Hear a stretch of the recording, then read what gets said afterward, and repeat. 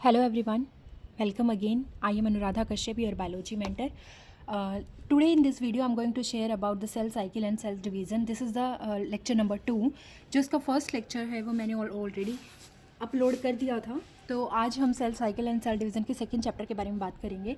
Last video में मैंने आपको माइटोसिस के बारे में बताया था. I told you about the cell cycle कि किस तरीके से कौन कौन सी फेजेस होती हैं इसके अंदर एंड सब चीज़ों के बारे में हमने डिस्कस किया था. I told you about the ploidy level की हैप्लॉइड क्या होता है, डिप्लॉइड क्या होता है.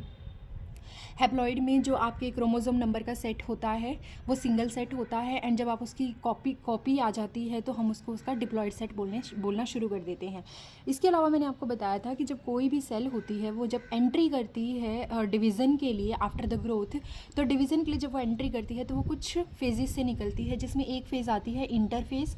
इंटरफेज़ वो फेज़ होती है जिसमें कोई भी सेल खुद को, आई होप आपको विजिबल होगा, कोई भी सेल खुद को प्रिपेयर कर रही होती है. जैसे कि मान लीजिए अगर कोई स्टूडेंट है, जब वो किसी एग्ज़ाम की प्रिपरेशन करता है, तो ये एग्जांपल मैंने लास्ट क्लास में दिया था कि जब वो खुद के लिए प्रिपरेशन करता है तो वो एक लंबा टाइम लेता है प्रिपरेशन का, लेकिन जब वो एग्ज़ाम में जाकर के बैठता है तो वहाँ पर वो बहुत ही शॉर्ट ड्यूरेशन के लिए बैठता है और उतनी सी शॉर्ट ड्यूरेशन में ही वो अपना रिजल्ट देता है. तो जो उसका प्रिपरेटरी फेज़ होता है, जो जिस टाइम पर वो एग्ज़ाम के लिए प्रिपेयर कर रहा है उस टाइम पर उसका रिज़ल्ट नहीं आता, इसलिए हम उसको काइंड ऑफ रेस्टिंग फेज़ मान लेते हैं. लेकिन जब वो एग्ज़ाम देने जाता है तो रिज़ल्ट के चांसेस होते हैं, इसीलिए उस 3 आवर की ड्यूरेशन को हम उसकी एक्टिव फेज़ मानते हैं. सेम एक सेल के साथ होता है. जब कोई सेल एंट्री करती है सेल साइकिल के लिए तो पहले वो खुद को प्रिपेयर करती है, जिसमें वो अपनी बहुत सारी ऑर्गेनेल को सिंथेसिस करती है, बहुत सारा प्रोटीन बनवाती है, RNA बनवाती है, अपनी हिस्टोन प्रोटीन की सिंथेसिस करती है, DNA की सिंथेसिस करती है. ये सब चीज़ें क्या होती हैं, इंटरफेज़ में आ जाती हैं. क्यों? क्योंकि उस सेल को 1 से 2 में डिवाइड होना है तो उसके पास जो DNA का कंटेंट है वो भी क्या होना चाहिए, डबल के अप्रॉक्स होना चाहिए, है ना. तो ये सब चीज़ें मैंने समझाई थी. आई told you about the DNA content and chromosome number. Chromosome number is a different thing and the DNA content is different thing. DNA content में आप क्रोमैटिड की बात करते हो, जिसमें हम एक तरीके से धागे को कंसिडर कर लेते हैं कि एक ही क्रोमोसोम, जो एक ही सेंट्रोमियर है जिसके पास, उस सेंट्रोमियर से कितने धागे जुड़े हुए हैं. अगर उसे एक धागा जुड़ा हुआ है तो हम उसको ट्रीट करेंगे एज अ 1C. अगर उसे 2 धागे जुड़े हुए हैं तो हम उसको ट्रीट करेंगे एज अ 2C, राइट. जिन भी स्टूडेंट्स ने मेरी पहले वाली वीडियो नहीं देखी है प्लीज़ जाकर के आप देख लीजिए. ये नीट वाले बच्चों के लिए भी इंपॉर्टेंट है, प्लस CSIR का जो बेसिक समझना चाहते हैं सेल साइकिल का, उनके लिए भी काफ़ी इंपॉर्टेंट रहने वाला है. क्लियर. तो ये मेरे खुद के हैंड रिटन नोट्स हैं, तो ट्राई करिएगा इनसे समझने की. मैंने आपको सब चीज़ें समझा दी थी कि एम फेज़ क्या होती है. It is the basically the divisional phase जहाँ पर कोई सेल साइकिल खुद को डिवाइड करेगी. इसमें आपकी पहले कैरियोकाइनेसिस होती है, मतलब कि न्यूक्लियस का जो डिवीज़न है वो होता है, और फाइनली आपकी साइटोकाइनेसिस होती है, मतलब कि जो सेल होती है वो डिवाइड करती है. तो मैंने आपको माइटोसिस के बारे में समझाया था कि माइटोसिस की डिफरेंट फेजेस होती हैं. जैसे कि प्रोफेज़ हो जाती है, आई होप आपको दिखाई दे रहा हो. जैसे प्रोफेज़ होती है, मेटाफेज़ होती है, एनाफेज़ होती है, टीलोफेज़ होती है. Sorry for the background noise. Anaphase होती है, टीलोफेज़ होती है. तो ये सब चीज़ें मैंने आपको समझा दी थी. साइटोकाइनेसिस के बारे में डिटेल में डिस्कशन किया था. शायद मैंने आपको एक चीज़ नहीं समझाई थी, वो ये थी कि कई बार क्या होता है कि कोई सेल सेंटर में से आकर के, सपोज़ कर लीजिए कि वो सेल जो है G1 फेज़ में थी, उसने एंट्री किया G1 फेज़ में, लेकिन वो G1 फेज़ के हाफ में आ गई है एंड वो चाहती है कि अब वो आगे एंट्री ना करे. किसी वजह से वो आगे एंट्री नहीं करना चाहती, तो वो सेल से एग्ज़िट कर जाती है. और सेल से एग्ज़िट करने के बाद वो एक ऐसी स्टेज में पहुंच जाती है जिसको हम बोलते हैं G0 या फिर क्यूशेंट स्टेज, या फिर हम उसको इनएक्टिव स्टेज भी बोलते हैं.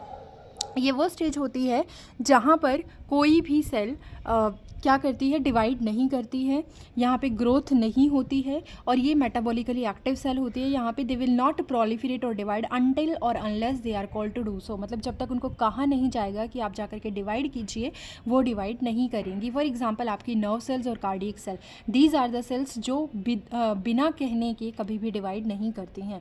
उनको जब सिग्नल मिलते हैं, जब इंडिकेशंस मिलते हैं, उसके बाद ही वो क्या करती हैं, डिवाइड करती हैं.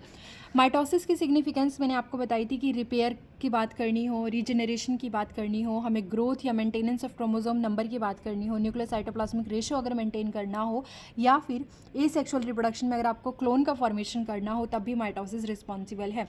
जेनेटिक स्टेबिलिटी को भी ये मेंटेन करके रखती है. ठीक है. अब इसी के साथ में हम आगे बात करेंगे मियोसिस की. रेगुलेशन मैं आपको बाद में बताऊंगी. There are some kind of agent also like mitogens, उनके बारे में भी हम बाद में डिस्कस करेंगे. फिलहाल बात करते हैं मियोसिस की. देखो, माइटोसिस आपने पढ़ा, माइटोसिस में हमें क्या था कि अगर एक सेल 2 सेल में डिवाइड करती है तो अगर एक सेल 2n है तो दूसरी सेल भी जो उससे बनने वाले 2 डॉटर सेल्स होंगी दे विल ऑल्सो 2n, मतलब कि वो जो अपना प्लॉइडी लेवल है वो नंबर सेम रखेंगी। स्टार्टिंग में अगर हैप्लॉइड है कोई पेरेंट सेल, जैसे कि प्लांट में बहुत सारी हैप्लॉइड सेल्स भी माइटोसिस कर जाती हैं और वो हैप्लॉइड की 2 डॉटर सेल दे देती हैं। मियोसिस के साथ ऐसा नहीं है। मियोसिस में पहली बात तो 2 बार डिवीज़न होनी है और इसको हम 2 कैटेगरी में डिवाइड करते हैं। पहला करते हैं मियोसिस 1 और दूसरा हम करते हैं मियोसिस 2। ठीक है, मियोसिस 1 वो होती है जहाँ पर कोई भी सेल अगर डिप्लॉइड है तो वो डिप्लॉइड से जब 2 डॉटर सेल में डिवाइड होगी तो डिप्लॉइड से वो 2n और 2n नहीं बनेगी। जो डॉटर सेल्स हैं वो 2n और 2n नहीं बनेंगे, वो बनेंगे 1n और 1n, मतलब कि क्रोमोसोम का नंबर हाफ हो जाएगा। और जब उसके बाद फिर से डिवीज़न होगी जिसको हम मियोसिस 2 बोलते हैं, तो मियोसिस 2 में जब ये 1n अपनी 2 डॉटर सेल बनाएगी और ये 1n अपनी 2 डॉटर सेल बनाएगी तो आगे ये बिल्कुल माइटोसिस की तरह बिहेव करेंगे। 1n बनाएंगे 2 डॉटर सेल और ये 1n भी क्या बनाएगी, 2 डॉटर सेल बनाएगी 1n और 1n, मतलब यहाँ पे क्रोमोसोम का नंबर सेम रहने वाला है। यहाँ पर किसी भी तरह का रिडक्शन नहीं होगा।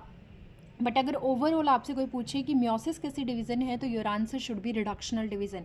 ये एक ऐसी डिवीज़न होती है जहाँ पे नंबर ऑफ क्रोमोसोम रिड्यूस हो जाता है। अगर मियोसिस 1 को ही देख लो आप तो वहाँ 2n से 1n में आया है। अब जिन बच्चों को नहीं समझ में आ रहा है उनको अब सारी चीज़ें क्लियर हो जाएंगी। First of all M phase कैसी फेज़ होती है, रिडक्शनल फेज़ होती है। ये टर्म जो थी है फार्मर एंड मूरे ने दी थी। इसका मतलब होता है कि डिप्लॉयड सेल से आप हैप्लॉयड में उसको कन्वर्ट कर रहे हो, 2n से 1n बना रहे हो, और ये मियोसाइट में होती हैं। Meiocyte are the gamete cells, मतलब not gamete cell actually, they are the reproductive cell, germinal cell. ये ऐसी सेल्स होती हैं जो आगे जाकर के गैमेट्स बनाती हैं। फॉर एग्जाम्पल मेल के अंदर अगर हम बात करें तो स्पर्मेटोसाइट, ये वो सेल्स होती हैं टेस्टिस के अंदर, स्पर्मेटोसाइट्स, ये वो सेल्स होती हैं जो आगे जा कर के मियोसिस डिवीज़न करेंगी और स्पर्म का फॉर्मेशन करेंगी। सेम फीमेल के लिए होता है। फीमेल के अंदर oocytes होती हैं जो ओवरी के अंदर होती हैं और ऐसी सेल्स होती हैं जो बाद में जा कर के डिवीज़न करेंगी, मियोसिस करेंगी और एग का फॉर्मेशन करेंगी, मतलब 2n से 1n बनाने वाली हैं। ठीक है, तो गैमेट्स का फॉर्मेशन होगा। तो ये मियोसाइट्स में होती है। एंड 2 सीक्वेंशियल कैरियोकाइनेसिस प्रेजेंट, मतलब इसमें एक बार जो न्यूक्लियस है वो डिवाइड करेगा और फिर दोबारा से फिर से डिवाइड करेगा, मतलब एक के बाद एक क्या होगा, यहाँ पे कैरियोकाइनेसिस फॉलो होगा। तो चलिए एक बार देख लेते हैं। 3 तरह की मियोसिस होती है। एक होती है जाइगोटिक मियोसिस। फॉर एग्जांपल अगर 2n जाइगोट बन गया है, मान लीजिए मेल का स्पर्म था, फीमेल का एग था, मैं एक नॉर्मल ले रही हूँ, चलो स्पर्म और एग नहीं बोलते हैं।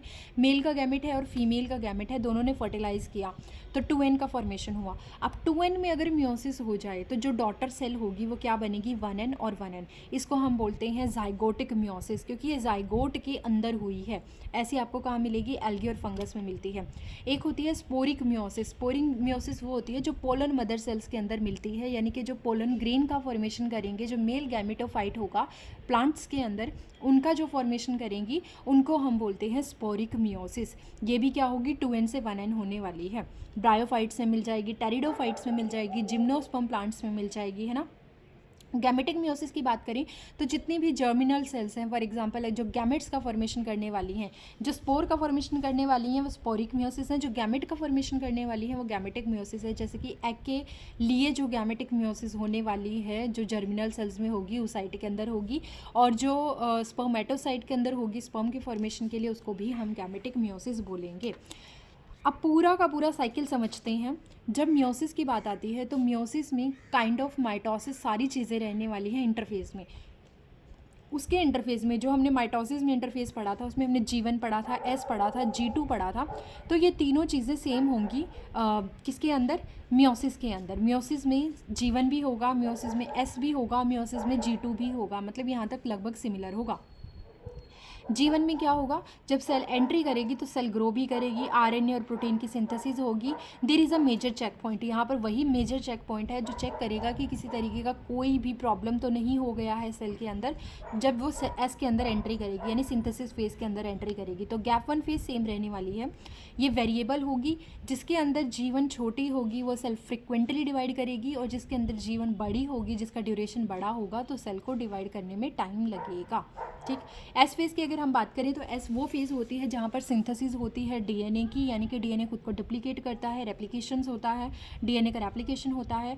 हिस्टोन प्रोटीन का सिंथेसिस होता है। हिस्टोन प्रोटीन वो होती है जिसके सराउंडिंग में डीएनए रैप करता है। अगर हिस्टोन प्रोटीन का एक ऑक्टामर है ये, तो इसके चारों तरफ आपका डीएनए रैप कर जाएगा। इसको हम बोलते हैं हिस्टोन प्रोटीन, और ये यूकैरियोट में होता है। देखो प्रोकैरियोट में ऐसा कोई सिनेरियो नहीं होता है, रीज़न बीइंग प्रोकैरियोट में हिस्टोन प्रोटीन जैसी चीज़ें नहीं होती हैं। और क्यों हमें प्रोटीन रिक्वायर है? क्योंकि हमें एक बहुत बड़े डीएनए को रैप करना होता है बहुत अच्छे से। उसके बाद यहाँ पे सेंट्रियोल भी रेप्लिकेट करेगा। सेंट्रियोल क्या होता है? एक स्पिंडल फाइबर फॉर्मेशन करने वाली ऑर्गेनेल होती है जो बाद में जाकर के डीएनए के क्रोमोसोम को दूर ले जाती है और जो डॉटर सेल में उसकी फॉर्मेशन में हेल्प करती है। फिर आप एंट्री करते हो G2 फेज़ के अंदर। G2 में वही ट्यूबुलिन प्रोटीन सिंथेसिस होगी जो स्पिंडल फाइबर का फॉर्मेशन करवाएगी। माइटोकॉन्ड्रिया हो गया, गोल्जी बॉडी हो गई, इनकी रेप्लिकेशन होगी और क्लोरोप्लास्ट की भी सिंथेसिस होगी। मतलब most of the semi autonomous organelle जो है वो रेप्लिकेट कहाँ करती हैं? G2 फेज़ के अंदर करती हैं। नाउ आप एंट्री करते हो M फेज़ में, लेकिन यहाँ पे M फेज़ को दो पार्ट में डिवाइड किया गया है, एक M1 फेज़ और एक M2 फेज़, है ना। M1 फेज़ में भी पहले आएगी कैरियोकाइनेसिस फर्स्ट, फिर साइटोकाइनेसिस फर्स्ट, फिर बीच में एक छोटा सा पीरियड आएगा जिसमें वो क्या करेगी? खुद को रिपेयर करेगी। याद रखिएगा इस फेज़ में वो डीएनए को रेप्लिकेट नहीं करेगी। ये बहुत ही छोटी फेज़ होती है, शॉर्ट लाइफ फेज़ होती है। इसको हम इंटरकाइनेसिस बोलते हैं। इंटरकाइनेसिस के बाद वो फिर से एंट्री करेगी M2 फेज़ में। M2 फेज़ के फिर से 4 फेज़ होंगे जिसमें कैरियोकाइनेसिस 2 होगी और देन फाइनली साइटोकाइनेसिस 2 होगी। एक बार जब सेल ने यहाँ से G1 में एंट्री की थी तो वो सारी फेजेस कंप्लीट कर लेने के बाद M फेज़ में जब आई थी तो साइटोकाइनेसिस 1 में वो 1 से 2 में कन्वर्ट हो गई थी। फिर यही दोनों सेल इंटरकाइनेसिस की प्रोसेस में गई जिसमें उन्होंने खुद को फिर से ग्रो किया और फिर वो एंट्री करेंगी M2 फेज़ में। अब 2 सेल ने एंट्री की है तो दोनों सेल तो उनमें से एक सेल अपनी 2 डॉटर सेल बनाएगी और दूसरी सेल अपनी 2 डॉटर सेल बनाएगी। तो कैरियोकाइनेसिस ख़त्म होने के बाद साइटोकाइनेसिस में finally you will get 4 cells. आपको साइटोकाइनेसिस में टोटल 4 सेल मिलने वाली हैं क्योंकि एक सेल से आपको 2 सेल मिलेगी। तो ये ना बहुत ही कॉम्प्लिकेट सी प्रोसेस है। प्रोफेज़ 1 इसमें सबसे बड़ी फेज़ है। अगर कोई आपसे पूछे कि सेल साइकिल की सबसे बड़ी फेज़ कौन सी है तो आपका आंसर होना चाहिए इंटरफेज़। अगर कोई पूछे आपसे कि इंटरफेज़ में सबसे बड़ी फेज़ कौन सी है तो आपका आंसर होना चाहिए G1 फेज़। अगर कोई आपसे पूछे कि M फेज़ में मियोसिस में सबसे बड़ी फेज़ कौन सी है तो answer should be prophase 1। Meiosis में आपके पास M फेज़ में कौन सी सबसे बड़ी फेज़ है तो आंसर होना चाहिए प्रोफेज़ 1। और अगर यही पूछ लिया जाए कि माइटोसिस में सबसे बड़ी फेज़ कौन सी है तो आंसर होना चाहिए एनाफेज़। ठीक है, तो सब चीज़ें अलग अलग होंगी जिनके बारे में आपको समझना है। अब मियोसिस के बारे में चलते हैं। मैंने क्यों कहा कि मतलब मैं यहाँ पे आ गई हूँ, अब ये सब चीज़ें लगभग सेम है तो इसके बारे में डिटेल में नहीं बताऊँगी। मेरा पुराने वाला वीडियो आप देख लीजिएगा, उसमें सब समझाया गया है अच्छे से। प्रोफेज़ की हम बात कर रहे हैं। प्रोफेज़ को सबसे बड़ी फेज़ कहा जाता है जब हम बात करते हैं एस फेज़ किसकी M फेज़ की। M फेज़ में मैं कैरियोकाइनेसिस फर्स्ट पे आ चुकी हूँ, उसमें मैं प्रोफेज़ 1 में आ गई हूँ। सेम रहेगा प्रोफेज़ 1, मेटाफेज़ 1, एनाफेज़ 1, टीलोफेज़ 1, फिर साइटोकाइनेसिस 1 आएगा। Then there is a short life phase जिसको हम बोलते हैं interkinesis. There is no replication of DNA and then enter करेंगे प्रोफेज़ 2, मेटाफेज़ 2, एनाफेज़ 2, टीलोफेज़ 2 और फाइनली हम कहाँ पहुँच जाएंगे? साइटोकाइनेसिस 2 में, जहाँ से हमें अपनी 4 सेल्स मिल जाएंगी। करेक्ट। प्रोफेज़ 1 की अगर हम बात करते हैं तो प्रोफेज़ 1 को फर्दर 5 छोटी छोटी सब फेजेस में डिवाइड किया गया है जिसमें आती है लैप्टोटीन, जाइगोटीन, पैकाइटीन, डिप्लोटीन, डायाकाइनेसिस। दोबारा सुन लीजिए, इसमें कौन कौन सी आती है? लैप्टोटीन, जाइगोटीन, पैकाइटीन, डिप्लोटीन, डायाकाइनेसिस। ये 5 ऐसी हैं जो आपको याद रखनी होगी। लैप्टोटीन की बात करते हैं। देखो, जब क्रोमोसोम आपके सेल के अंदर थे, है ना, तो प्रोफेज़ 1 सबसे पहले तो इलाबोरेट है, बहुत बड़ी है, प्रोलॉन्ग्ड है, बहुत लंबी चलेगी, काफ़ी कॉम्प्लेक्स प्रोसेस है। इसमें 5 कैटेगरी हैं। तो पहले बात करेंगे लैप्टोटीन की। तो लैप्टोटीन में एक सेल को देखिए, ये सेल की सेल मेम्ब्रेन है, इसके अंदर ब्राउन कलर में मैंने न्यूक्लियस को बनाया हुआ है और अंदर आपको थ्रेड की फॉर्म में जो डीएनए है वो बिखरा हुआ इन द सेंस वो उलझा हुआ नहीं है, वो अनटेंगल है, उलझा हुआ नहीं है, सुलझा हुआ है, लेकिन वो धागे की फॉर्म में है, कंडेंस नहीं है, डीकंडेंस्ड फॉर्म में है। और जो सेंट्रियोल्स हैं वो विद सेंट्रोसोम दूर जाने की कोशिश कर रहे हैं। इसका मतलब यहाँ पे न्यूक्लियर मेम्ब्रेन अभी भी है और जो सेंट्रोसोम और सेंट्रियोल हैं वो दूर जाने की कोशिश कर रहे हैं और ये सेल मेम्ब्रेन अभी भी इंटैक्ट दिखाई दे रही है। यहाँ पे जब मियोसिस की बात आती है ना, तो लैप्टोडीन में न्यूक्लियर मेम्ब्रेन डिसइंटीग्रेट नहीं होगी। जब तक हम लास्ट स्टेज पे नहीं पहुँचेंगे प्रोफेज़ 1 की, तब तक आपका जो न्यूक्लियर मेम्ब्रेन है वो कंप्लीट रहने वाला है।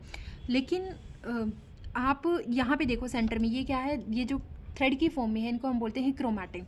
अब ना कुछ इस तरीके से कंसिडर करना कि जब मियोसिस की बात होगी ना, तो मैं बात करूँगी कि उनको क्या करना है, आगे जा कर के रिड्यूस होना है। तो एक पूरा सेट बनाते हैं हम, डिप्लॉयड सेट लेते हैं 46 का। 46 में मियोसिस जो होगी ह्यूमन के अंदर, वो उसकी रिप्रोडक्टिव सेल्स में होनी है। Reproductive cells in the germinal cell, in the sense कि जर्मिनल सेल्स के अंदर क्या होना है, मियोसिस होनी है। तो जर्मिनल सेल्स यानी गैमेट का प्रोडक्शन करेंगी, और गैमेट में वेरिएशन लाना ज़रूरी है। अगर गैमेट में वेरिएशन नहीं आएगी तो ह्यूमन जो है वो एक दूसरे से वेरी नहीं करेंगे। एक पेरेंट के 5 बच्चे भी अगर हैं, अगर वो ट्विन्स नहीं हैं, तो वो 5 के 5 बच्चे भी एक दूसरे से भी अलग होंगे और उनके पेरेंट्स से भी अलग होंगे, but they will show some similarity with their parents. क्यों शो करेंगे? क्योंकि उनके पास जो एक कैरेक्टर, एक सेट ऑफ क्रोमोसोम आएगा 23 का, वो फादर से आने वाला है, और एक सेट ऑफ क्रोमोसोम मदर से आने वाला है। मतलब एक सेट ऑफ क्रोमोसोम जो 23 आए हैं क्रोमोसोम, उनका सिमिलर उनकी मदर के पास से आने वाला है। तो इसका मतलब यहाँ पे एक फादर का क्रोमोसोम, नंबर मान लेते हैं नंबर 1 का क्रोमोसोम, नंबर 1 का क्रोमोसोम फादर का, नंबर 1 का क्रोमोसोम मदर का, तो they will form a homologous chromosome. इसी तरह मान लेते हैं नंबर 16 का क्रोमोसोम फादर का, नंबर 16 का क्रोमोसोम मदर का, तो जब वो आमने सामने आ जाएंगे they will form a homologous pair. ठीक है। इसी तरह जब फादर का कंटेंट पूरा आया स्पर्म से, और जब मदर का कंटेंट पूरा आया एग से, तो 23 इधर से आई, 23 इधर से आए, उन्होंने एक दूसरे को क्या किया, होमोलोगस पेयर फॉर्मेशन करना शुरू कर दिया। 1 के सामने 1, 2 के सामने 2, 3 के सामने 3, 4 के सामने 4। तो इस तरीके से एक होमोलोगस सेट ऑफ क्रोमोसोम बन गया है। अब क्योंकि वही जाइगोट में रिप्रेजेंट होना है, बट जाइगोट में कुछ वेरिएशंस आनी है, तो होगा क्या कि ये जो सेट होंगे क्रोमोसोम के, ये आपस में क्या कर जाएंगे, मिक्स कर जाएंगे, रैंडम मिक्स करेंगे, जिसकी वजह से कोई भी वेरिएशन आ सकती है। तो वो चीज़ होनी है पूरी प्रोफेज में। होगा क्या, सबसे पहले तो मान लेते हैं ये जाइगोट मैं मान के चल रही हूँ, मैं 23 तो आपके लिए देखो बनाऊंगी नहीं, 23 पेयर तो बना नहीं सकता कोई भी, बहुत मुश्किल हो जाएगा समझाने के लिए। हम कंसिडर करेंगे एक सेट ऑफ क्रोमोसोम से, यानी 2 क्रोमोसोम से, है ना।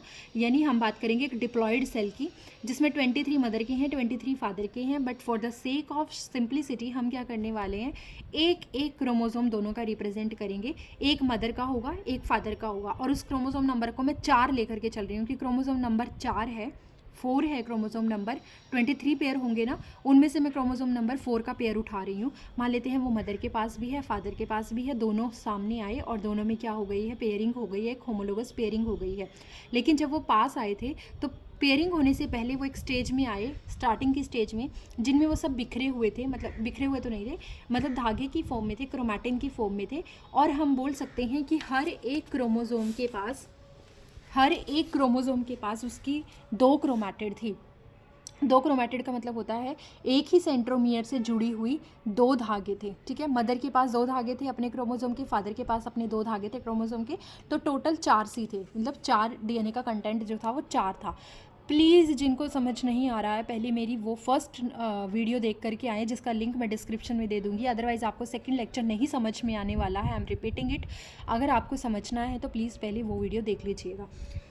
तो यहाँ पे होगा क्या, ये अभी सब जो क्रोमैटिन है वो बिखरा पड़ा है, मतलब क्या है, वो थोड़ा सा विजिबल नहीं है, कंडेंस नहीं है, डिकंडेंस्ड फॉर्म में है। तो हम बोलेंगे कि यहाँ पे 2n है और 4c है, मतलब एक क्रोमोसोम के रिस्पेक्ट में मैं बात कर रही हूँ, 1 सेट ऑफ क्रोमोसोम के रिस्पेक्ट में बात हो रही है। तो एक क्रोमोसोम की 2 क्रोमैटिड हैं, सेम एक क्रोमोसोम की 2 क्रोमैटिड हैं, और क्रोमोसोम नंबर में 4 एक्सपेक्ट कर रही हूँ, एंड एक मदर का है, एक फादर का है। ठीक है, ये कौन सा है, ये आपकी लेप्टोटीन फेज़ में हुआ है। इसमें क्रोमोसोम एंड सेंट्रियोल जो है वो स्टार्ट कर देंगे कहाँ पर, अपोजिट पोल की तरफ जाना। अब धीरे धीरे कंडेंसेशन होने लगेगा क्रोमैटिन का, कंडेंसेशन ऑफ क्रोमैटिन स्टार्ट। और एनिमल की स्टेज में, एनिमल सेल में जब आप इस स्टेज में देखते हो तो आपको ऐसा लगता है जैसे कि एक ऐसा मान लीजिए जैसे ऊन का गोला होता है ना, कुछ ऐसी अपीयरेंस आती है, जिसको हम स्प्रिम स्टेज भी बोलते हैं। मैंने लास्ट क्लास में भी बताया था आपको, बुके स्टेज भी हम इसको बोल देते हैं। अब आप इसके बाद एंट्री करोगे लेप्टोटीन के बाद जाइगोटीन में। जाइगोटीन में देखो हुआ क्या, सेल मेम्ब्रेन अभी तक है, न्यूक्लियर मेम्ब्रेन भी है, जो धीरे धीरे डिसइंटीग्रेट होना शुरू हो जाएगी, बट मैंने विजिबल नहीं की थी समझाने के लिए, अभी ख़त्म नहीं हुई है वो। ठीक है, अभी भी है बट टूटना शुरू हो गई है। अब क्या होगा, जो आपके पास ये वाले क्रोमोसोम थे जो थ्रेड की फॉर्म में थे, अब वो धीरे धीरे खुद को अरेंज करना शुरू कर देंगे। और ये देखो, एक पूरा का पूरा 2 धागों वाला एक सेट मदर का था और 2 धागों वाला एक सेट फादर का था। नंबर क्रोमोसोम 4 ये था, क्रोमोसोम नंबर 4 ये था, क्रोमोसोम नंबर 4 ये था। ये दोनों आमने सामने आ गए हैं मदर और फादर के, और दोनों ही एक दूसरे से जुड़ गए हैं with a kind of complex protein, जिसको हम बोलते हैं साइनेप्टोनिमल कॉम्प्लेक्स फॉर्मेशन। मतलब यहाँ पे एक प्रोटीन का सेट आ गया है जिन्होंने इन दोनों को जोड़ दिया है। क्रोमोसोम नंबर 4 फादर का, क्रोमोसोम नंबर 4 मदर का आमने सामने आकर के जुड़ गए हैं। ऐसा ही दूसरे क्रोमोसोम के साथ भी हुआ होगा। क्रोमोसोम नंबर 1 मदर का और क्रोमोसोम नंबर 1 फादर का, दोनों पास आए होंगे, जुड़े होंगे साइनेप्टोनिमल कॉम्प्लेक्स से। एंड सेम आपकी और क्रोमोसोम के साथ हुआ होगा। लेकिन अभी भी ध्यान दो, ये 2 सेट ऑफ क्रोमोसोम है, इसलिए 2n सेल बोल रहे हैं, और 4c ही हम इसको बोलेंगे बिकॉज यहाँ पर आपको 4 धागे विजिबल हो रहे हैं। और जो इनको मिलाने वाला है उसको हम बोलते हैं साइनेप्टोनिमल कॉम्प्लेक्स। सेंट्रियोल दूर दूर चले गए हैं, अपोजिट पोल की तरफ जाने लग रहे हैं। आपको ये दोनों डायाड कंडीशन में दिखाई देंगे, मतलब ऐसा लगेगा कि डायाड हो गया है, एक 2 का एक सेट बन गया है। बाईवेलेंट भी हम इसको बोल देते हैं, बाईवेलेंट साइनेप्सिस फॉर्मेशन हो गया है। एक चीज़ और समझना यहाँ पे, ओके,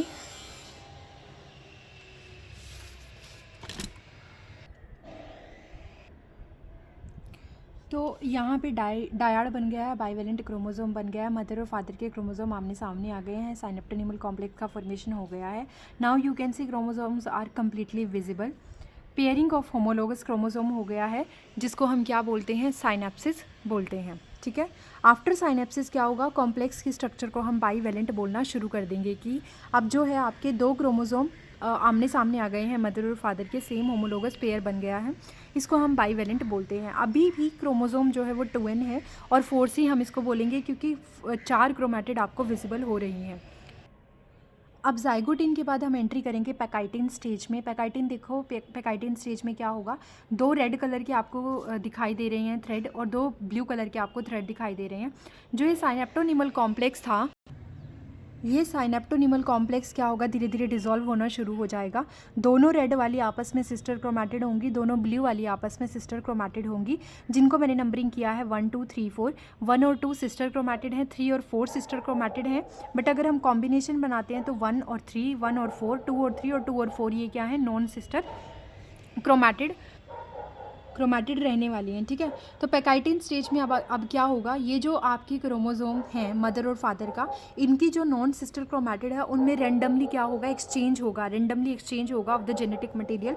इसका जो आर्म्स हैं, जो क्रोमैटिड हैं, वो सेकंड वाली, मतलब मान लेते हैं सेकंड वाली थर्ड वाली के साथ कंबाइन कर सकती है, सेकंड वाली फोर्थ वाले के साथ कंबाइन कर सकती है, फर्स्ट वाली थर्ड के साथ कर सकती है, फर्स्ट वाली फोर्थ के साथ कर सकती है। मतलब within the non sister chromatid क्या होने वाला है, there is exchange of genetic material, जिसको हम क्या बोलते हैं कि क्रॉसिंग ओवर हो रही है। मतलब मदर और फादर के जो क्रोमोसोम हैं वो आपस में इंटरेक्ट कर रहे हैं और एक्सचेंज कर रहे हैं जेनेटिक मटेरियल को। ऐसा क्यों है कि अगर सेम चीज़ आगे चली गई तो कोई वेरिएशंस नहीं आएगी, बट हम क्या चाहते हैं कि वेरिएशन आए, इसके लिए हमें कहीं ना कहीं से जेनेटिक मटेरियल को एक्सचेंज करना होगा। अब ऐसा क्यों होता है कि अगर मान लीजिए हाइट का हम इशू ले लेते हैं, हाइट फादर की अच्छी है, मदर की कम है, तो उस केस में फादर के अंदर जो कैरेक्टर है वो डोमिनेंट है, मदर के अंदर जो कैरेक्टर है वो रिसेसिव है। तो जो आने वाले बच्चे होंगे उनमें भी ज़्यादातर आप क्या देखोगे कि हाइट का जो इशू है वो मतलब उनकी हाइट भी बड़ी ही रहने वाली है, क्योंकि डोमिनेंट कैरेक्टर एक्सप्रेस हुआ है। लेकिन कुछ जगह पर वो रिसेसिव कैरेक्टर खुद को एक्सप्रेस कर लेता है। उसका रीज़न ये होता है कि यहाँ पे एक्सचेंज ऑफ जेनेटिक मटेरियल हुआ है, और उस पर डिपेंड करता है कि आपका कौन सा कैरेक्टर खुद को एक्सप्रेस करने वाला है। ठीक है, समटाइम कुछ नया कैरेक्टर भी आ जाता है। तो इसको हम बोलते हैं कि दोनों में एक्सचेंज होगा। एक्सचेंज को आप रिकॉम्बिनेशन भी बोल देते हो, मतलब आप दोबारा से कंबाइन कर रहे हो, रिकम्बाइन कर रहे हो, इसको हम रिकॉम्बिनेशन बोलते हैं। रिकॉम्बिनेशन बनाने के लिए आपको एक नोड्यूल बनाना पड़ता है विद एंजाइम, जिसको हम बोलते हैं रिकॉम्बिनेज एंजाइम। तो अब साइनेप्टोनिमल कॉम्प्लेक्स धीरे धीरे ख़त्म होने लगा है, एंड इन दोनों के बीच में एक रिकॉम्बिनेशन नोड्यूल आ गया है, प्रोटीन आ गई है जिसमें एंजाइम है रिकॉम्बिनेज, वो रिकॉम्बिनेशन में हेल्प करेगा, और उसकी वजह से क्या आएगा, वेरिएशन आएंगी। ठीक है, bivalent now clearly visible as tetrad. अब आपको क्लियरली 4 थ्रेड दिखाई दे रहे हैं। क्रॉसिंग ओवर हो गई है, क्रॉसिंग ओवर टेक्स प्लेस, यानी कि एक्सचेंज ऑफ जेनेटिक मटेरियल होने लग गया है, और किसके बीच में हो रहा है, between the non sister chromatid of non homologous chromosome, ठीक है, इनके बीच में क्या होने लगा है, अब इनके बीच में अब बेसिकली आपका ये मैंने गलत लिखा है एक्चुअली यहाँ पे, between the non sister chromatid of homologous chromosome, homologous जो क्रोमोसोम है उनकी नॉन सिस्टर क्रोमैटिड के बीच में क्या होने लगा है, एक्सचेंज होने लगा है, रिकॉम्बिनेशन नोड्यूल बनने लग गया है with recombinase enzyme, help in recombination, जो किस में हेल्प करेगा, रिकॉम्बिनेशन में हेल्प करने वाला है। आई होप ये समझ में आ गया होगा कि साइनेप्टोनिमल कॉम्प्लेक्स डिसॉल्व होने लगा है। 2n अभी भी रहने वाला है, 4 आपको धागे अभी भी दिखाई दे रहे हैं, ठीक। अब हम इसके बाद पहुंच गए हैं लेप्टोटीन, जाइगोटीन, पेकाइटिन, फिर फाइनली हम आएंगे डिप्लोटीन पे। डिप्लोटीन देखो एक बहुत ही इंटरेस्टिंग फेज है। डिप्लोटीन में ना आप ऐसे समझो कि दो ये थे, दो फादर के थे और 2 मदर की थी, क्या थी, ये दोनों क्रोमैटिड थी, 2 फादर की क्रोमैटिड है, 2 मदर की क्रोमैटिड है, क्रोमोसोम नंबर 4 की। तो मान लेते हैं इसमें एंड वाली पोजीशन से एक्सचेंज होना शुरू हुआ और धीरे धीरे ये एक्सचेंज इस तरीके से होता चला गया। तो जब ये इस तरीके से एक्सचेंज हो रहा है between the non sister chromatid, ये 1 थी, ये 2 थी, ये 3 थी, ये 4 थी, राइट। तो जब 2 और 3 के बीच में एक्सचेंज हो रहा है तो आप देख सकते हो क्लियरली विजिबल है कि आपको एक एक्स स्ट्रक्चर मिल रही है जिसको हम बोलते हैं काइजमेटा का फॉर्मेशन। ये धीरे धीरे एक्सचेंज इस तरीके से हुआ और होते होते काइजमेटा का फॉर्मेशन होने लगा। वो काइजमेटा का फॉर्मेशन आपको यहाँ वाली स्टेज में देखने को मिलता है। इसमें क्या होगा, डी साइनेप्सिस। डी साइनेप्सिस का मतलब है कि धीरे धीरे सेपरेशन होने लगेगा। जो एक्सचेंज ऑफ जेनेटिक मटेरियल था ना, अब वो धीरे धीरे आगे जा रहा है। वो हो चुका, 3rd वाली में हो चुका पैकाइटिन में इस तरीके से, बट वो हमें वहाँ पे विजिबल नहीं हुआ था। विजिबल कब होगा, ये वाली एक्स स्ट्रक्चर जब इस तरीके से धीरे धीरे ये एंड पे जा रही है तो आपको इस तरीके से दिखाई देगा, ठीक है। तो इसको हम बोलते हैं कि साइनेप्सिस अब हटने लगा है, डी साइनेप्स होने लगा है। Separation of paired homologous chromosome start, दोनों अलग अलग होने लगे हैं। क्रोमोसोम रेड वाला अलग होने लगा है, ब्लू वाला अलग होने लगा है, बट जाते जाते वो पॉइंट से लास्ट में क्या कर रहे हैं, अभी भी क्रॉस बना रहे हैं, जिसको हम बोलते हैं एक्स शेप स्ट्रक्चर बन गई है और काइजमेटा बोला जाता है। And it is visible now, ये दिखाई देता है। Site where the crossing over occur, जहाँ पे साइट पे क्रॉसिंग ओवर हुई थी वो समझ में आ रही है। क्रॉसिंग ओवर कंप्लीट हो चुकी है नाउ, एंड साइनेप्टोनिमल कॉम्प्लेक्स भी अब क्या हो गया है, डिसॉल्व हो गया है, ठीक है।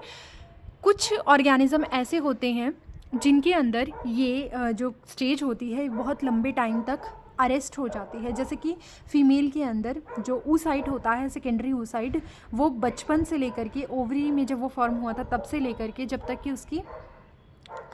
इसकी मेंस्ट्रुएशन स्टार्ट नहीं होती या फिर मेनोपॉज नहीं होता है, कुछ एग जो हैं वो तब तक सेकेंडरी oocyte की स्टेज में, तब तक वो इसी स्टेज के अंदर क्या रहते हैं, अरेस्ट रहते हैं। सॉरी, प्राइमरी oocyte में तब तक वो इसी स्टेज के अंदर क्या रहते हैं, अरेस्ट रहते हैं डिप्लोटीन के अंदर, इसलिए बहुत लंबे टाइम तक भी चलती है। It can persist for a very, ये काफ़ी इंपॉर्टेंट क्वेश्चन है, नीट में कई बार पूछा गया है। It can persist for a very long time in some cells, for example in oocyte of vertebrate. जिन 11th वाले बच्चों को अभी ये समझ में नहीं आया है, डोंट वरी, आप सिर्फ इसका एग्जाम्पल की तरह याद कर लीजिए।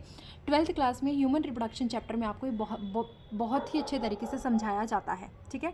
जो वर्टिब्रेट हैं, जो हम हैं, मैमल्स हैं, उनके अंदर जो फीमेल की oocyte है उनके अंदर ये स्टेज क्या रहती है, परसिस्ट रहती है। फाइनली यहाँ पर भी आपको 2n और 4c की स्टेज मिलेगी और फाइनली आपको मिलता है डायाकाइनेसिस। डायाकाइनेसिस में क्या होने वाला है, देखो सबसे पहले तो न्यूक्लियर मेम्ब्रेन कम्प्लीटली डिसइंटीग्रेट हो गई है, जो मैंने यहाँ पे दिखा दी कि ग्रीन वाली कम्प्लीटली ख़त्म हो गई है, ठीक है। इसका डिसइंटीग्रेशन ही क्या शो करता है, मेटाफेज 1 में आप एंट्री कर जाओगे। अब देखो रेड वाली जो क्रोमैटिड हैं, धागे हैं, इनके पास आपको ब्लू मटेरियल दिख रहा है और जो ब्लू वाली धागे हैं इनके पास आपको रेड कलर का मटेरियल दिख रहा है। इसका मतलब यहाँ पर एक्सचेंज तो हुआ है, यहाँ पर वेरिएशंस तो आएगी ही आएगी। अब ट्रांजिशन टू मेटाफेज 1 में आप चले गए हो, टर्मिनलाइजेशन ऑफ काइजमेटा हो गया है, जो क्रॉस बना था वो अब हटने लगा है, न्यूक्लियर मेम्ब्रेन कम्प्लीटली डिसइंटीग्रेट हो गई है ऑलमोस्ट, है ना। अच्छा, एक चीज़ और, oocyte ऑफ वर्टिब्रेट में जो डिप्लोटीन स्टेज होती है ना, इसको डिक्टियोटीन भी कहा जाता है, क्लियर। अब देखो डायाकाइनेसिस में क्या हो रहा है, सेंट्रियोल जो है वो अपोजिट पोल पर चले गए हैं, स्टार्ट्स टू फॉर्म स्पिंडल, वो अब स्पिंडल बनाना शुरू कर देंगे। उसके अलावा बाईवेलेंट स्टेज जो है वो आ गई है, यानी वो बाईवेलेंट स्टेज आपको दिखने लगी है। अब हर एक क्रोमोसोम के पेयर बन चुके हैं, न्यूक्लियर मेम्ब्रेन कम्प्लीटली डिसइंटीग्रेट हो गई है। अभी भी आपके पास 2n और 4c वाला कंसेप्ट है, यानी कि 2 क्रोमोसोम हैं और एक क्रोमोसोम के पास 2 धागे हैं जो सेंट्रोमियर से जुड़े हुए हैं, तो ये 2c, टोटल 4c, ठीक है। तो ये मियोसिस की प्रोफेज़ 1 ख़त्म होती है। अब इसके बाद हम बात करेंगे नेक्स्ट की, जो कि हमारा है सेल साइकिल एंड डिवीज़न में मियोसिस 1 के बाद मेटाफेज़ 1 में आप एंट्री कर गए हो। तो देखो अभी हमने प्रोफेज़ 1 में क्या पढ़ा, प्रोफेज़ 1 में हमने पढ़ा कि लेप्टोटीन होता है, जाइगोटीन, पैकाइटिन, डिप्लोटीन, डायाकाइनेसिस। लेप्टोटीन में बुके स्टेज मिली थी आपको धागे वाली, जाइगोटीन में आपके बाइवेलेंट बन गए थे, पैकाइटिन में क्रॉसिंग ओवर हो गई थी मदर और फादर के क्रोमोसोम के बीच में, डिप्लोटीन में काइजमेटा का फॉर्मेशन हो गया था, और डायाकाइनेसिस में क्या हो गया था, टर्मिनलाइजेशन ऑफ काइजमेटा, मतलब जो दूर दूर तक पहुंच गए थे, जो काइजमेटा था वो ख़त्म होने लग गया था। अब अगर हम बात करते हैं मेटाफेज़ 1 में, तो यहाँ पे वही चीज़ हुई। अगर याद हो माइटोसिस में सिर्फ एक मेटाफेजिक प्लेट बनती है जिस पे जाकर के क्रोमोसोम अरेंज हो जाते हैं, लेकिन ऐसा नहीं हुआ यहाँ मेटाफेज़ 1 में। यहाँ पे 2 मेटाफेजिक प्लेट बनेगी। एक आप देख सकते हो रेड वाले के लिए मैंने बनाई है एक प्लेट ये इस तरीके से ब्लू में, और एक प्लेट मैंने बनाई है ब्लू वाले के लिए। और याद रखना एक्सचेंज ऑफ जेनेटिक मटेरियल की जो क्रोमैटिड हैं वो उनके साथ ही जाएंगी। जैसे कि ये जो क्रोमैटिड है ये भी रेड वाले में ब्लू वाला पार्ट है और ब्लू वाले में रेड वाला पार्ट है, मतलब एक्सचेंज मटेरियल हो चुका है। इसी के साथ क्रोमोसोम अब सेपरेट होना शुरू होंगे। तो ये आपकी मेटाफेजिक प्लेट बन गई हैं, इन्होंने खुद को अलाइन कर लिया है, कांग्रेशन स्टेज आ गई है। यहाँ पे क्रोमोसोम कम्प्लीटली थिक थे, कंडेंस थे, तो ये बेस्ट स्टेज मानी जाती है to study the morphology of chromosome. Cell membrane है, सेल प्लेट बन चुकी हैं। It is the best stage to study morphology of chromosome. Aligning of bivalent chromosome at metaphasic plate. Nuclear membrane completely disintegrate कर चुकी है, 2 metaphasic plate बन गई हैं। Attachment of spindle fibres to kinetochore, जो स्पिंडल फाइबर्स है ना वो नीटोकोर के साथ अटैच कर गई हैं। जिनको नहीं पता नीटोकोर क्या होता है, मैंने अपनी लास्ट क्लास में आपको समझाया भी था कि जब क्रोमोसोम, ये देख लीजिए दोबारा से, जब क्रोमोसोम आपके दो क्रोमैटिड एक धागे से अटैच होते हैं, ब्लैक में धागा है तो इसके साइड में कभी भी जो स्पिंडल फाइबर हैं वो इस ब्लैक वाली साइड सेंट्रोमियर से नहीं जुड़ेंगे। इसके साइड में आपको इस तरीके की डिस्क लाइक स्ट्रक्चर मिलती है जिसको हम बोलते हैं नीटोकोर प्रोटीनेशियस डिस्क लाइक स्ट्रक्चर होती है, और स्पिंडल फाइबर आते हैं सेंट्रियोल से और जाकर के इसके साथ जुड़ जाते हैं और क्रोमोसोम को दूसरी तरफ खींचना शुरू कर देते हैं, क्रोमोसोम को तोड़ना शुरू कर देते हैं। ठीक है, बट ये कब होता है, जब क्रोमैटिड के साथ जुड़ते हैं।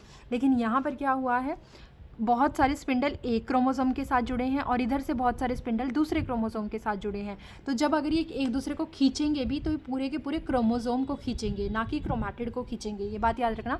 तो एक क्रोमोसोम दूर चला जाएगा, एक क्रोमोसोम दूसरी तरफ चला जाएगा, और ये सब कहाँ होगा, ये सब होगा एनाफेज़ 1 में। ठीक है, एनाफेज़ 1 में क्या होगा कि जो ये स्पिंडल फाइबर हैं ये छोटे होने लग जाएंगे, और जैसे जैसे ये छोटे होंगे ये एक क्रोमोसोम को अपनी तरफ खींच लेंगे और दूसरा पोल वाला जो सेंट्रियोल होगा वो दूसरे क्रोमोसोम को अपनी तरफ खींच लेगा। तो इस तरीके से आपको फील होगा कि जब वो इस पॉइंट से एक दूसरे को खींचते हैं तो इस पॉइंट से जो टेल हैं वो क्या हो जाएंगी, दूर हो जाएंगी, या टेल्स नहीं बोलेंगे, आर्म बोलेंगे। जो आर्म्स होंगी वो क्या हो जाएंगी, दूर हो जाएंगी। मान लीजिए आप किसी को ऐसे पकड़ते हो तो उसकी जो आर्म्स होती हैं वो नीचे की तरफ लटक जाती हैं, सेम होगी। इसको हम बोलते हैं arms trails behind the centromere. ठीक है, अब यहाँ पे आपको दिखाई दे रहा है कि एक क्रोमोसोम इधर आ गया है, एक क्रोमोसोम इधर आ गया है, एक क्रोमोसोम में 2 धागे हैं, इसलिए हम उसको यूनिवैलेंट और डायड कंडीशन बोल देते हैं। बट अभी भी एक सेल में 2 क्रोमोसोम हैं और 4 धागे हैं, इसलिए 2n4c की कंडीशन रहने वाली है। एनाफेज़ 1 में देख लेते हैं क्या क्या होगा। Homologous chromosome start moving to opposite pole, वो दूसरी तरफ चले गए हैं। Actual reduction in number of chromosome begins in this phase. अब धीरे धीरे अगर यहाँ पे एक न्यूक्लियर मेम्ब्रेन आ जाए, यहाँ पे एक न्यूक्लियर मेम्ब्रेन आने लग जाए जो कि टेलोफेज़ 1 में होगा, तो उसकी वजह से आपको फील होगा कि 2 न्यूक्लियस बन गए हैं एक न्यूक्लियस से, और एक न्यूक्लियस में पहले 2 क्रोमोसोम हुआ करते थे, अब उस एक न्यूक्लियस में एक क्रोमोसोम है विद 2 क्रोमैटिड, यानी कि आपके पास क्रोमोसोम का नंबर हाफ होता चला गया है। एक्चुअल रिडक्शन हो गई है नंबर ऑफ क्रोमोसोम, यहाँ पर क्रोमोसोम में रिडक्शन हुई है, begins in this phase, so it is called as reductional division. Mitosis में क्या हुआ था कि क्रोमैटिड सेपरेट हुई थी, लेकिन मियोसिस फर्स्ट में क्या हो रहा है, एनाफेज़ 1 में जो क्रोमोसोम है वो सेपरेटेड हो रहे हैं। Centromere does not split and chromatid do not separate. Centromere जो है वो क्या नहीं होगा, स्प्लिट नहीं होगा, टूटेगा नहीं, क्योंकि 2 क्रोमैटिड के साथ एक सेंट्रोमियर अभी भी जुड़ा हुआ है। And chromatid do not separate, और जो क्रोमैटिड है वो भी सेपरेट नहीं होंगी। Spindle fibre gets shortened and the arms of the chromosome trails behind it. वही चीज़ है कि स्पिंडल फाइबर छोटे हो गए हैं और जो चीज़ें हैं, जो आर्म्स है क्रोमोसोम की, वो लटक गई है नीचे की तरफ। अब मेटाफिजिक प्लेट भी धीरे धीरे क्या होने लग जाएगी, डिसअपियर होने लग जाएगी। ठीक है, नाउ हम एंट्री कर जाते हैं टेलोफेज 1 में। टेलोफेज 1 में वही सब होने वाला है जो नॉर्मल किसी भी कंडीशन में माइटोसिस में होता है। क्रोमोसोम अपने रिस्पेक्टिव पोल पर पहुंच गए हैं। ये देखिए, रेड वाला इधर चला गया, ब्लू वाला इधर चला गया, बट विद वेरिएशन। रेड वाले ने ब्लू पार्ट रखा हुआ है, ब्लू वाले ने रेड पार्ट रखा हुआ है, एंड दोबारा सबके पास अपनी अपनी न्यूक्लियर मेम्ब्रेन आने लग गई है। जो बाकी की ऑर्गेनेल्स हैं वो भी अब अपीयर होने लग गई हैं, क्योंकि वो ख़त्म नहीं हुई थी, वो सिर्फ डिसअपियर हुई थी, तो वो अब अपीयर होने लग गई है। और अगर आप ध्यान से देखोगे तो जो न्यूक्लियर मेम्ब्रेन है वो बन गई है हल्की हल्की, और इसलिए हम बोलते हैं कि एक न्यूक्लियस से दो न्यूक्लियस बनना शुरू हो गए हैं within a single cell. और ये जो सेल है ना, ये भी अब क्या करने लगी है, फरो बनाने लगी है ताकि ये दो में डिवाइड हो सके। तो टेलोफेज 1 में क्या हुआ है, chromosome reach their respective poles. Spindle fibre अब डिसअपियर हो गए हैं सेंट्रियोल से। क्रोमोसोम ने क्या किया है, क्रोमोसोम अब अनकॉयल हो गए हैं, मतलब कि कॉइल्ड थे ना जो पहले, अब वो अनकॉयल हो गए हैं, डीकंडेंस होने लग गए हैं। But do not reach extended state in interphase nucleus. मतलब अभी भी वो आपको विजिबल होंगे, ऐसा नहीं है कि वो बहुत धागे की तरह फैल गए हैं और आपको विजिबल ना हो, नहीं, वो अभी भी विजिबल होंगे। Nuclear membrane and organelle starts to reappear. अब वो दोबारा आने लग गई हैं। तो ये देखो ध्यान से, यहाँ पे फरो का फॉर्मेशन होने लग गया सेल के अंदर। क्रोमोसोम अपने रिस्पेक्टिव पोल पर पहुँच गए हैं। पूरी सेल के अंदर अभी भी 2 क्रोमोसोम हैं, पर अगर आप एक उसके रिस्पेक्ट में देखोगे तो एक न्यूक्लियस के अंदर एक क्रोमोसोम है, और यहाँ पे अभी भी 4C था, सॉरी यहाँ पे 4C ही है। ठीक है, लेकिन अगर एक के अंदर देखोगे, अब जब आपने जो सेल है, जो साइटोकाइनेसिस हुई, यहाँ पे साइटोकाइनेसिस हो जाएगी, सेल डिवीज़न हो जाएगी, तो एक क्रोमोसोम एक न्यूक्लियस के अंदर एक सेल में चला जाएगा और दूसरा क्रोमोसोम दूसरे न्यूक्लियस के अंदर दूसरी सेल में चला जाएगा। इसके पास अपना सेंट्रियोल चला जाएगा, इसके पास अपना सेंट्रियोल चला जाएगा, तो 2 डॉटर सेल बन जाएंगी। यहाँ पर हम इसको बोलते हैं कि एक क्रोमोसोम एक सेल में चला गया, दूसरा क्रोमोसोम दूसरे सेल में चला गया, 1N हो गया और 2 धागे हैं तो 2C, 1N हो गया तो 2 धागे हैं 2C। तो फाइनली आपको एक सेल से 2 सेल मिल गई हैं। ठीक है, बट यहाँ पर अभी चीज़ें नहीं ख़त्म होंगी। क्यों? क्योंकि अगर ध्यान से देखो, यहाँ पे 2N था पूरी सेल के अंदर, यहाँ पे 1N और 1N हो गया, मतलब रिडक्शन डिवीज़न हुई है। मियोसिस 1 अब जा करके कंप्लीट हुई है, इसको हम बोलते हैं रिडक्शनल डिवीज़न। रिडक्शनल डिवीज़न के तुरंत बाद आप एंट्री करोगे एक फेज़ में जिसको बोला जाता है इंटरकाइनेसिस। इस फेज़ के अंदर, यहाँ से हम इसके बाद पहुँचेंगे मियोसिस 2 में, लेकिन ये एक ऐसी फेज़ होती है जहाँ पर आपका डीएनए रेप्लिकेट नहीं करता है, आपकी हिस्टोन रेप्लिकेट कर जाती है, सेंट्रियोल डुप्लीकेट कर जाते हैं, सॉरी आपकी हिस्टोन रेप्लिकेट नहीं करती, डीएनए रेप्लिकेट नहीं करता, बट आपकी सेंट्रियोल डुप्लीकेट कर जाते हैं। बहुत ही छोटी सी फेज होती है, प्रिपरेटरी फेज होती है। दोनों की दोनों सेल्स इस स्टेज के अंदर एंट्री कर जाएगी। इसके अंदर एंट्री करने के बाद वो खुद को फिर से प्रिपेयर करेंगी, थोड़ा सा ग्रो करेंगी, ताकि वो फिर से क्या कर सकें, डिवाइड कर सकें। अब यहाँ से फिर से मियोसिस 2 शुरू होगी, जो कि बिल्कुल सिमिलर होती है माइटोसिस के with respect to division pattern, divided into karyokinesis 2 and cytokinesis 2। Karyokinesis 2 को फिर से 4 पार्ट में डिवाइड किया गया है, प्रोफेज 2, मेटाफेज 2, एनाफेज 2, टेलोफेज 2। बिल्कुल सेम है जैसे माइटोसिस में था, प्रोफेज, मेटाफेज, एनाफेज और टेलोफेज। प्रोफेज 2 में देखो क्या होगा, ये वाली सेल एंट्री करेगी, ये वाली सेल एंट्री करेगी। इसके अंदर 1N 2C है, इसके अंदर भी 1N 2C है। ठीक है, 2 क्रोमैटिड, 2 धागे दिख रहे हैं और एक क्रोमोसोम दिख रहा है। तो प्रोफेज 1 में क्या होगा, न्यूक्लियर मेम्ब्रेन खत्म होने लगेगी, आपका यूनिवेलेंट कंडीशन आपको दिखाई दे रही है, और जो ये डीकंडेंस फॉर्म में थे ना, वो कंडेंस रहने लगेंगे अब, है ना। इसमें अब आपको वेरिएशन दिख रही है कि रेड वाले पे ब्लू पार्ट है और ब्लू वाले पे रेड पार्ट है। तो यहाँ पे क्या है, क्रोमैटिड्स ऑफ यूनिवेलेंट कंडेंस हो गए हैं। न्यूक्लियर मेम्ब्रेन स्टार्ट्स डिसअपियरिंग, अब ये फिर से डिसअपियर होने लग गई है। Centriole start to move towards opposite pole, अब ये अलग अलग पोल पे जाने लगे हैं। यही सब चीज़ें यहाँ पे लिखी गई हैं कि ये सब क्या हो रहे हैं, माइटोटिक अपरेटस बन गए हैं। सेंट्रियोल हो ना, ये सेंट्रियोल है, और इससे निकलने वाली जो रेज होती हैं, जिनको हम एस्ट्रल रेज बोल देते हैं, इनको मिलाकर के माइटोटिक अपरेटस बोला जाता है। ठीक, मेटाफेज 2 में क्या होगा, अब एक एक मेटाफेजिक प्लेट बनेगी, उस पर क्रोमोसोम खुद को अलाइन कर लेगा कुछ इस तरीके से, और स्पिंडल फाइबर उसके साथ जाकर के नीटोकोर वाली पोजीशन पर अटैच हो जाएंगे। कंप्लीट डिसइंटीग्रेशन हो जाएगा न्यूक्लियर मेम्ब्रेन का, जो ये दिखाता है कि आप मेटाफेज 2 में एंट्री कर गए हो। Complete disintegration of nuclear membrane marks the beginning of the metaphase 2। ठीक है, मेटाफेज 2 यहाँ पे मेटाफिजिक प्लेट जो है वो बनना शुरू हो जाएगी। कितनी बनेगी? एक बनेगी। क्रोमोसोम अपने आप को कहाँ अलाइन कर लेगा? मेटाफिजिक प्लेट पे अलाइन कर लेगा। स्पिंडल फाइबर क्या करेंगे? अटैच हो जाएंगे नीटोकोर के साथ। अब थर्ड कंडीशन में क्या होने वाला है? बिल्कुल similar to anaphase of mitosis. ये दोनों एक दूसरे से अलग होंगे। क्यों? क्योंकि स्पिंडल फाइबर छोटे होने लगेंगे और दोनों दूसरे पोल पर खिंचने लगेंगे। तो एक क्रोमैटिड विद वेरिएशन इधर खिंच गई है, एक क्रोमैटिड विदाउट वेरिएशन इधर चली गई है। एक क्रोमैटिड विद वेरिएशन दूसरे पोल पर और एक क्रोमैटिड विद वेरिएशन दूसरे पोल पे, ठीक है। तो यूनिवैलेंट हो गई है और यही क्रोमैटिड्स अब क्रोमोसोम कहलाने लगेंगे for the future cell. Centromere split कर गया है क्रोमैटिड से। देखो मियोसिस 1 में सेंट्रोमियर स्प्लिट नहीं हुआ था, ये बात याद रखना। मियोसिस 2 में सेंट्रोमियर स्प्लिट हो गया है। स्पिंडल फाइबर शॉर्ट हो गए हैं, आर्म्स जो हैं वो लटक गई हैं नीचे की तरफ, सिस्टर क्रोमैटिड रीच कर गई हैं अपोजिट एंड पे, और मेटाफेजिक प्लेट जो बनी थी वो धीरे धीरे डिसअपियर होने लगी है। फाइनली टेलोफेज 2 में क्या होगा? न्यूक्लियर मेम्ब्रेन आ जाएगी, वापस सारी ऑर्गेनेल्स आने लग जाएंगी और एक क्रोमैटिड ही एक क्रोमोसोम की तरह बिहेव करना शुरू कर देगी और सेल के अंदर फरो बनने लग जाएगी। Chromosome reach their pole, chromosome अपने पोल्स पर पहुंच गए हैं, स्पिंडल डिसइंटीग्रेट हो गए हैं, फरो फॉर्मेशन बनने लगी है, न्यूक्लियर मेम्ब्रेन रीअपियर होने लगी है, ठीक है।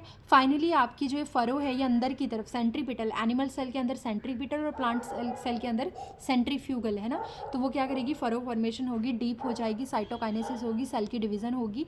फाइनली ये एक सेल बनेगी, ऐसे बना लेते हैं। फाइनली रेड वाला एक क्रोमोसोम गया, फाइनली रेड विद ब्लू एक क्रोमोसोम गया, फाइनली ब्लू विद रेड एक क्रोमोसोम गया और अकेला ब्लू एक क्रोमोसोम गया। तो आपको 4 सेल मिली। n=1c, इसके अंदर एक धागा है और एक ही क्रोमोसोम है। जो धागा है वही क्रोमोसोम की तरह बिहेव कर रहा है, तो डीएनए कंटेंट भी 1 ही है।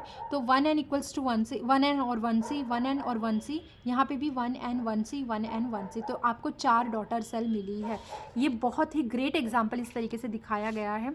अगर आप यहाँ पे देखोगे तो मान लेते हैं ये स्पर्मेटोसाइट है जो मेल की टेस्टिस के अंदर है, जो 2n सेल है, इसमें मियोसिस 1 हुई तो आपको 2 सेल मिली, जिससे एक मिली 1n, ये भी 1n है और ये भी 1n है क्योंकि रिडक्शन डिवीजन हुई।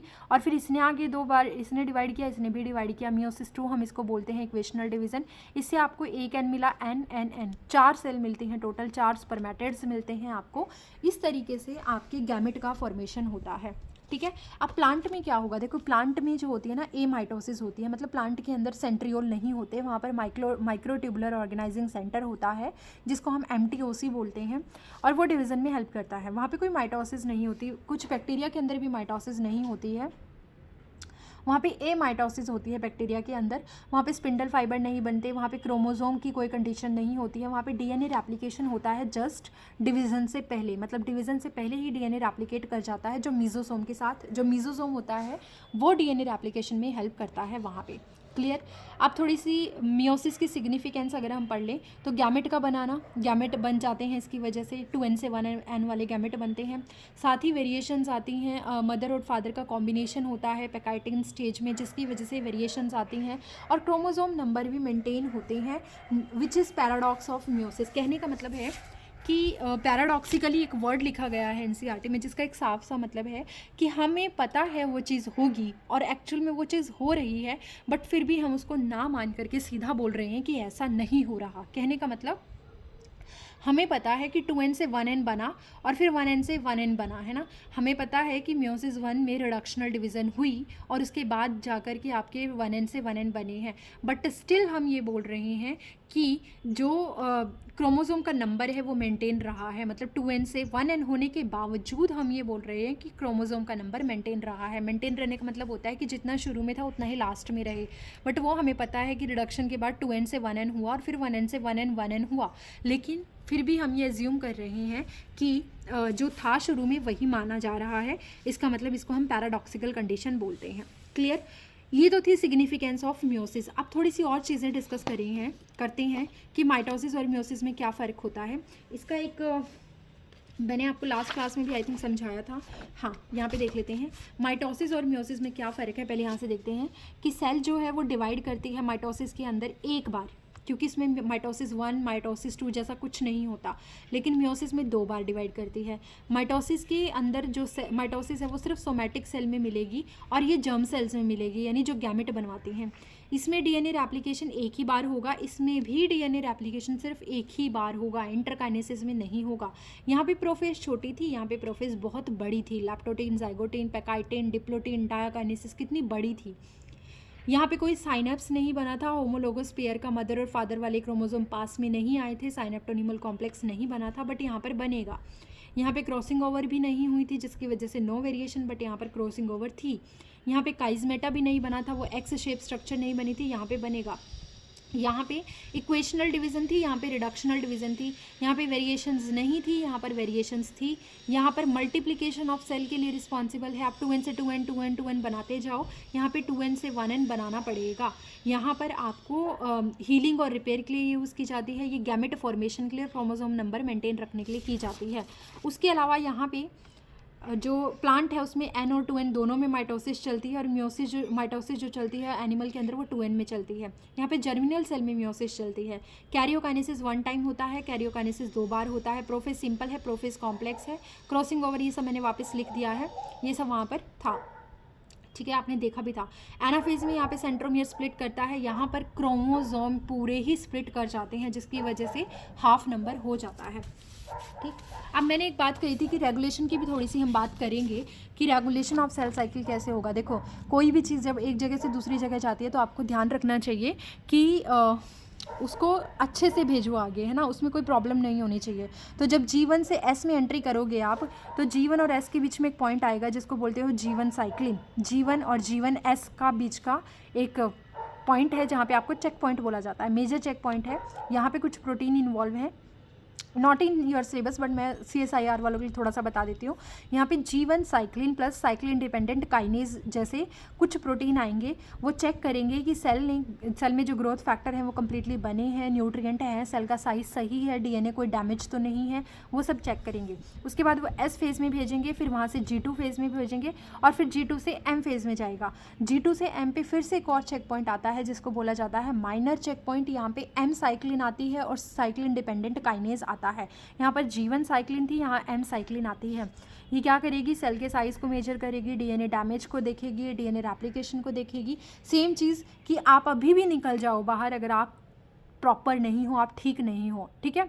अगर आगे चले गए तो एनर्जी भी ख़राब होगी, कोई फ़ायदा नहीं है, क्योंकि सेल फिर गलत चीज़ें बना देगी जिसका एक बैड इम्पैक्ट देखा जा सकता है। थर्ड है, आपने प्रोफेज में एंट्री की, आपने मेटाफेज में एंट्री की, बट आप एनाफेज में जाने से पहले भी एक बार चेक करोगे, या फिर कुछ प्रमोटिंग फैक्टर होते हैं जो मेटाफेज से एनाफेज में उसको भेजते हैं। इसको हम मेटाफेज एनाफेज प्रमोटिंग फैक्टर भी बोलते हैं, या एनाफेज प्रमोटिंग कॉम्प्लेक्स भी बोला जाता है। अगर ये नहीं होगा तो क्रोमोसोम कभी भी मेटाफेज से एनाफेज में नहीं जाएंगे, वो हमेशा मेटाफेजिक प्लेट पर रहेंगे और वो सेग्रीगेट नहीं होंगे, दूर दूर नहीं जाएंगे, ठीक है। तो क्रोमोसोम हमेशा स्पिंडल से ही अटैच रहेंगे, वो इस चीज़ को चेक करने के लिए यूज़ किया जाता है। क्लियर। तो अगर आप रेगुलेशन की बात करो तो ये साइक्लिन पे डिपेंड करता है, साइक्लिन डिपेंडेंट काइनेज के ऊपर डिपेंड करता है, ये प्रोटीन फैक्टर्स होते हैं। देयर आर सम माइटोजेंस, वो क्या करवाते हैं, माइटोसिस को प्रमोट करवा देते हैं, उसको रुकने नहीं देते, और जब अगर बार बार माइटोसिस होगी तो उसकी वजह से अबनॉर्मल ग्रोथ हो जाएगी, और जिसकी वजह से ऐसे बोल सकते हो कि क्रोमोसोम में बहुत क्रोमोसोम का नंबर बढ़ जाएगा, बहुत सारे क्रोमोसोम आ जाएंगे एक ही सेल के अंदर। ऐसे एजेंट दैट इंड्यूसेस माइटोसिस, जो माइटोसिस को इंड्यूस करवा देते हैं, ग्रोथ को बढ़ा देते हैं, जैसे ऑक्सिन हो गया, जिब्रालिन हो गया, these are plant growth regulator, जो प्लांट के अंदर मिलते हैं। ऑक्सिन और जिब्रालिन ये ग्रोथ में हेल्प करते हैं। और कुछ होते हैं माइटोटिक पॉइजन, वो क्या करते हैं, माइटोसिस को इनहिबिट कर देते हैं, जैसे these are the chemical that inhibit mitosis. For example colchicine क्या करेगा, ये इनहिबिट करेगा स्पिंडल फाइबर का फॉर्मेशन। जब अगर स्पिंडल फाइबर ही नहीं बनेंगे तो जो क्रोमोसोम है वो दूर नहीं होंगे, जिसकी वजह से एक पूरा सेट क्रोमोसोम एक सेल में सेल डिवाइड हो जाएगी, बट क्रोमोसोम डिवाइड नहीं होंगे, तो उसकी वजह से एक सेल में तो पूरा क्रोमोसोम चला जाएगा, सेट ऑफ क्रोमोसोम डबल चला जाएगा, और एक के अंदर कुछ भी नहीं जाएगा। इसको हम बोलते हैं कि ये पॉलीप्लॉइडी को इंड्यूस करता है। जब एक क्रोमोसोम का नंबर मेंटेन है, उससे ज़्यादा अगर एक चले जाएँ तो हम उसको बोलते हैं पॉलीप्लॉइडी। इसके अलावा कोल्चिसिन के अलावा और कौन सा एजेंट ऐसा हो सकता है which act as a mitotic poison, तो हम उसको बोलते हैं मस्टर्ड गैस। ठीक है। तो this was all about your chapter. I hope आपको समझ में आया होगा। मैं टेलीग्राम पर इसके जो नोट्स हैं वो सेंड कर दूँगी सीरीज़ में, ठीक है, PDF बना करके। तो प्लीज़ आप एक बार इनको अच्छे से क्रॉस चेक कर लीजिएगा और बना लीजिएगा अपने नोट्स। ये जो मैंने समझाया है this is more than sufficient, इसे बाहर जाने की आपको ज़रूरत नहीं है। अब इसके बाद हम आगे अपना जो चैप्टर है वो देखते हैं कौन सा कंप्लीट करने वाले हैं। बट आई थिंक आपको ये विजिबल हो गया होगा, अच्छे से समझ भी आ गया होगा। Please be with me, motivate me, and अगर कोई भी प्रॉब्लम आपको समझ आती है तो प्लीज़ आप मुझे कमेंट सेक्शन में कमेंट करके बता सकते हैं। कोई एरर या कुछ भी आपको लगता है या कोई भी चैप्टर आपको चाहिए तो उसके रिगार्डिंग आप मुझे बात कर सकते हैं। टेलीग्राम का लिंक मैं नीचे दे दूँगी, लेक्चर 1 का लिंक नीचे दे दूँगी डिस्क्रिप्शन में, जाइए और वहाँ से समझ लीजिए, है ना। Thank you.